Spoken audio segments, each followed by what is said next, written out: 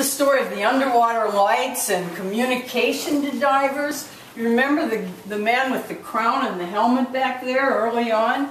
Well, first lights were just candles and oil lights. And then with electricity, they started to invent a lot of different looking underwater lights.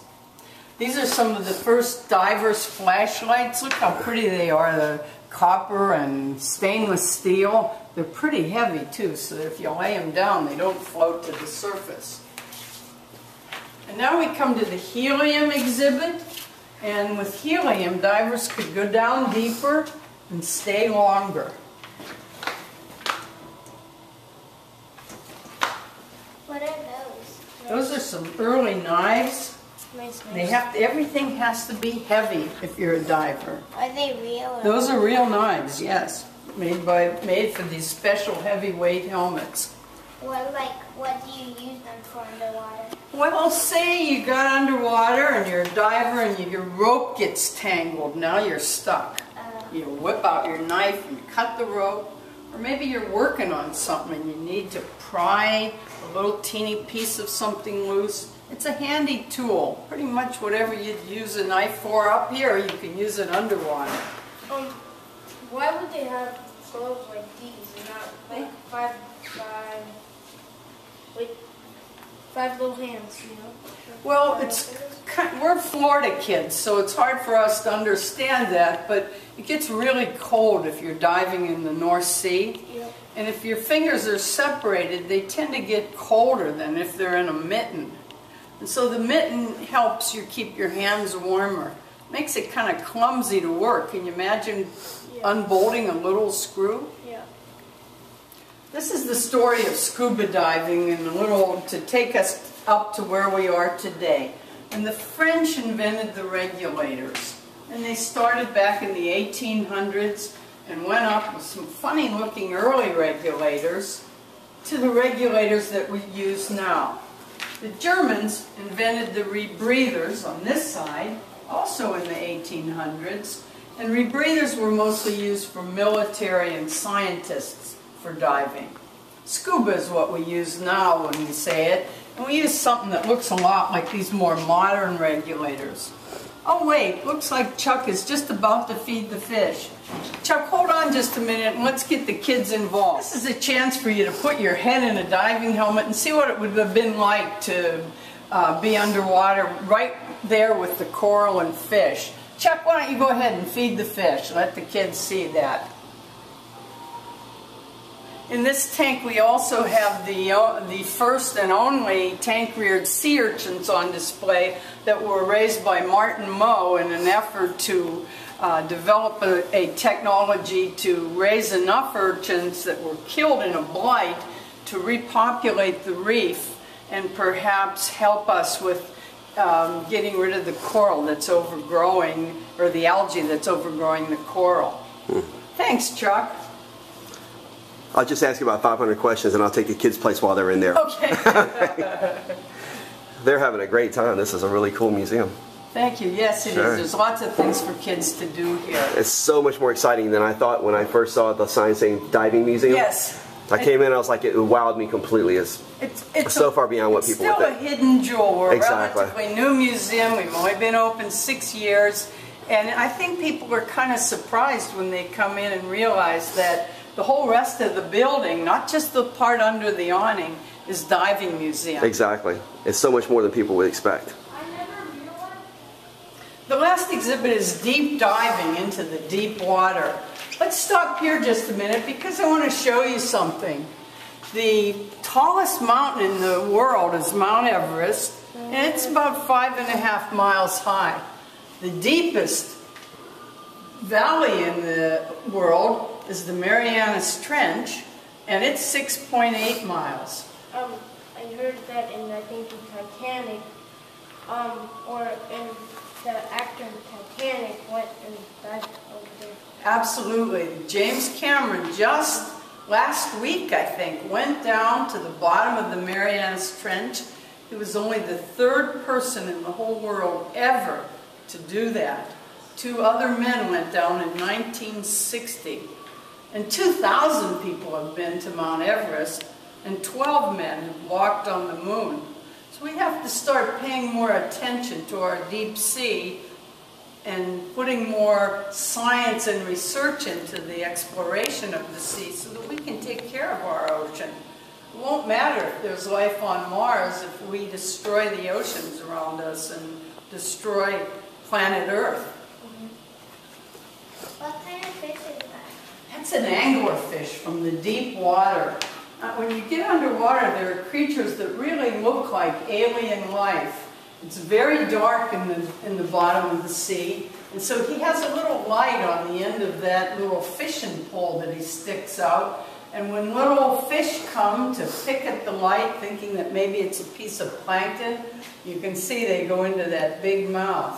In the dark down there, they have to do everything they Does it can. actually have teeth like this? He has teeth, and notice the teeth are pointing backwards. So if you get in his mouth, you're not getting back out. All right? Do you know what this is? Is it when you're done It sure diving, is. you come back up with these things? You're right. This is a decompression chamber, and it folds up into a little box like this. It's kind of small, but if you get the bends underwater, it's pretty nice to have something safe to be able to go into. And we have some early toys that they used to make representing divers, some little things that had to do, anything that has to do with a little diver toy, we put into this exhibit, including a little G.I. Joe from the 1960s. It was a big toy in those days for kids. Here we have 3 robots, 3 one-atmosphere diving suits. This is Iron Mike. He's from the 1930s. And he was used to salvage some treasure in New York Harbor. That is the Galeazzi diving apparatus from the 1960s. It's probably our most modern suit. And the early suit on the right is the Hagenhook, Iron Duke. And he was actually used to salvage 5 tons of gold and 6 tons of silver in the 1920s. It's a lot of treasure. You would have liked to have been in on that one, Mikheala. Are these robots or somebody would go in them? A man could go in them, or a woman, if she was interested in treasure, go down to the bottom of the sea and work, and then she could come up without decompression because it was like being in your own submarine. And then there was pumping going on. They would supply air down to the diver, and there was always a safety. If you got stuck underwater at 500 or 600 feet, you could release the weights and make yourself lighter and float to the top where they could find you and rescue you. You'd still be bolted in, so somebody would have to get to you, but at least you'd be on the surface and not stuck at the bottom. How does that sound for diving? But is there air coming in, or there's Air is in there, and you can see the backpack had emergency air tanks so that if you were stuck, if your airline got interrupted, you'd still have a backup air supply so that you could get back safely. What is this for? Those are the claws that could be used to grasp things. We can see them a little better over here on this one. These are fastened down because they're real pinchers. But these are the claws, and the man had his hand inside, and he could open the claws and grasp something, unloosen a little bolt, pick up a treasure bar, and squeeze it shut, and have it bring it up to the surface. And what is this? That's called an ROV, and that means remote operated vehicle. When they shot the movies of the Titanic, they used an ROV with a camera on it to go inside the ship and take pictures. Why does it say cat? That was the company that made it, Sea-Cat, they called it. And this is the same thing as No, this is like these, only it's just for observation. It's an observation tour, so a person could go inside and communicate to the surface. Maybe he'd be down at 500 feet on a shipwreck, and he would be saying, okay, move the boom over here, pick up the treasure box, and he'd be inside, but he couldn't work outside.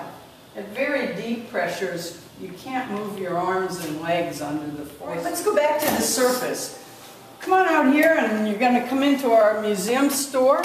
We were just voted the best museum store in all of Florida. We got a lot of great things for divers and non-divers. We got a whole section for kids and a lot of really good books for everybody.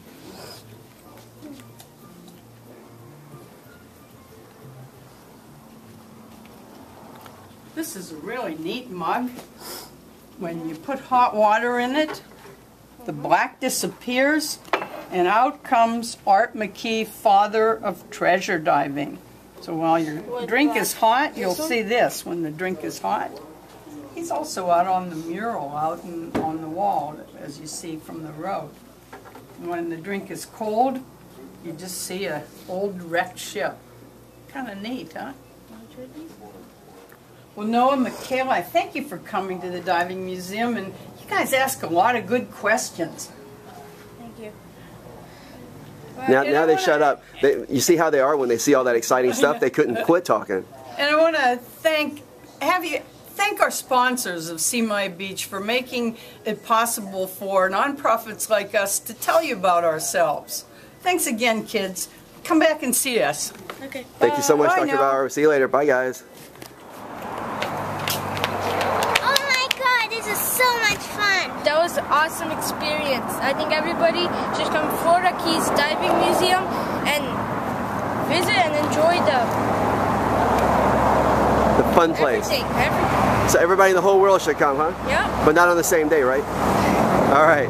Thank you guys for being part of the video, and y'all have a good day, and I'll see you later. Bye, Mikheala. Bye, Noah.